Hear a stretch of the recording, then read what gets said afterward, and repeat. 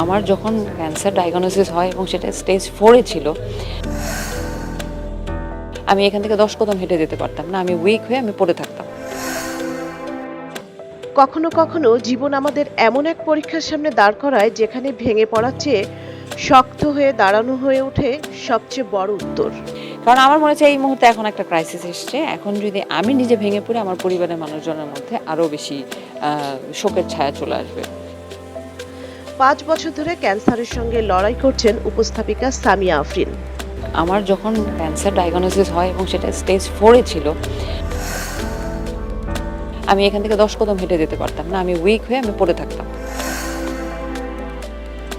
একবার কঠিন যুদ্ধ জিতে যখন ফিরেছিলেন স্বাভাবিক জীবনে, তখনই আবারও সামনে এসেছে নতুন পরীক্ষা। মাত্র ৩ মাস আগে তার শরীরে দ্বিতীয়বারের মতো ম্যালিগন্যান্ট টিউমার ধরা পড়ে। এবার ওভারিয়ান ক্যান্সার। দ্রুত অস্ত্রোপচার করতে হয়। পরীক্ষায় ধরা পড়ে এটি হাইগ্রেড ক্যারসিনোমা। তাই এখন কেমোথেরাপির কঠিন পথ পাড়ি দিতে হবে।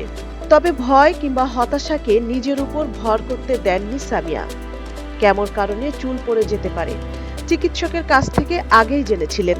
তাই চুল ঝরে যাওয়ার অপেক্ষা না করে নিজেই চুল ছোট করে নিয়েছেন। নতুন লুকে ভিডিও প্রকাশ করে যেন জানিয়ে দিলেন, পরিস্থিতি যতই কঠিন হোক, জীবনকে নিজের মতো করেই গ্রহণ করতে হয়। আর ওটা একেবারে কোভিড শেষ হওয়ার পরের ঘটনা তো। ২০২২ সালে প্রথম ক্যান্সার ধরা পড়ে তার।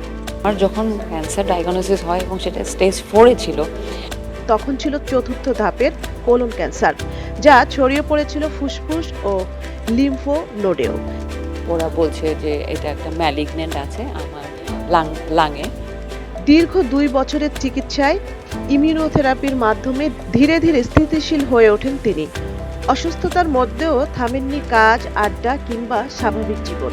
এমনও যেদিন আমি হাতের রিপোর্টটা পেয়েছি, পেয়ে আমি একটা দাওয়াতে গেছি, বিকজ আমার বিকেলবেলা একটা দাওয়াত ছিল। আর এবার নতুন এই যুদ্ধে সামিয়ার একটাই চাওয়া, আবারও নিজের শক্তিটুকু ধরে রাখা।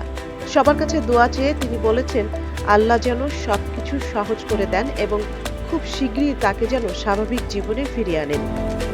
সানজিদা জুথি, সারা বাংলা।